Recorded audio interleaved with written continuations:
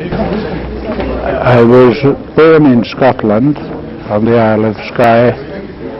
I was educated largely in Birmingham until I went to Edinburgh University, where I got a PhD in theology in 1933. I became a minister. I was actually the national overseer for Jehovah's Witnesses. Many people would debate whether that is Christian or not. But I left that ministry in 1969, purely and simply because I felt that I could no longer continue to preach things that I didn't believe. I would love to tell you that I started straight away on a search for truth, but that would be a lie. I did everything that was bad. I went completely the wrong way. I gambled, I drank, I womanized. Until in 1995, on October the 28th, praise be to Allah, I embraced Islam. I'd been considering Islam for some years beforehand, and had already made one or two adjustments in my life, my eating habits. I was eating halal for 10 years before I embraced Islam. I was choosing my friends more carefully, and it was not until 18 months before I embraced Islam that I gave up drinking and at the same time gave up gambling.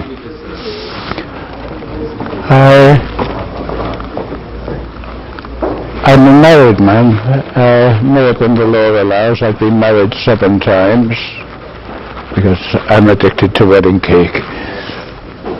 But I have, from my 7 wives, I have 31 children. I've got 18 grandchildren and 7 great-grandchildren. Of all this horde of people, my wife and 6 children at home with me are Muslim. 1 son by previous marriage is Muslim. My mother, who died only 6 weeks ago, was the oldest Muslim in Europe. She would have been, had she remained alive 3 weeks later, she would have been 119 years old. She embraced Islam 2 years before she died, and was engaged in the work of Dawat until the day she died. I am very, very happy to be Muslim. I'm very proud to be Muslim, and it has most definitely affected my life in many, many ways. I'm constantly being told that I don't look my age. 99 days out of 100 I don't feel my age. I sometimes kid myself that I'm only 16 and I want to join the children playing football on the park.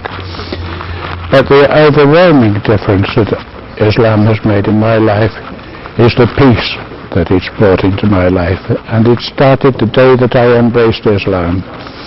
I had never before set foot inside a mosque, and I turned up at the masjid by arrangement with Haji, who had made the arrangements at the masjid, and I was the first to arrive. I'd borrowed Sawar Kameez from a friend, and felt like a daffodil standing outside the mosque waiting for someone to come and open up. The next person to arrive was Haji himself, who took me into the mosque, showed me how to make wuzu, and then told me that he had to go into the office. I didn't realize until that point that he was a member of the mosque committee. He told Originally he had to go into the office to sort out some mosque business, but I could go into the prayer hall. He said, if anyone comes in, they won't ask any questions, just sit down. Any books that you see around, you're welcome to read any of them. So I opened the door to the prayer hall, and it was like a wave rushed over me, a wave of utter and complete peace. This could partly be explained by the fact that there was no one else there, but it was a sensation that I'd never experienced before, nor since. But praise be to Allah, that peace has never completely left me. My iman has been up and down in common with most of my Muslim brothers, but praise be to Allah, I'm still here, and I hope to continue until Judgment Day.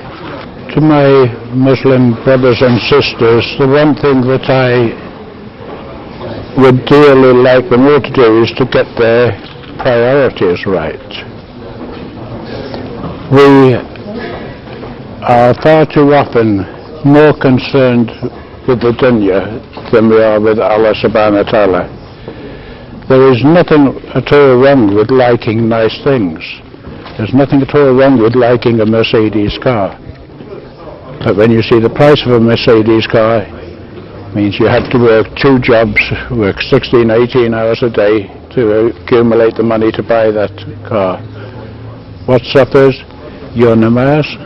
You can't read your namaz properly, you haven't got time, you're too tired to read the Quran, you're too tired to conduct talim in your own home. So that Mercedes car, although there's nothing at all wrong with it, the Mercedes car becomes haram as far as you are concerned. It's taking the place of Allah subhanahu wa ta'ala. We have to get our priorities right. We have to realize that this dunya has absolutely nothing to offer to any of us. And even though we may acquire great wealth in this dunya, we can't take it with us. The thing that we have to realize is that when you realize that something is right, now is the time to start doing something about it. You can't say, all right, as soon as I have finished paying for my motor car, or as soon as my mortgage is paid, I will start reading my namaz 5 times a day, because we don't know about tomorrow. We don't know about 5 minutes from now. Every Muslim should live every day as if it were his last, because one day he's going to be right.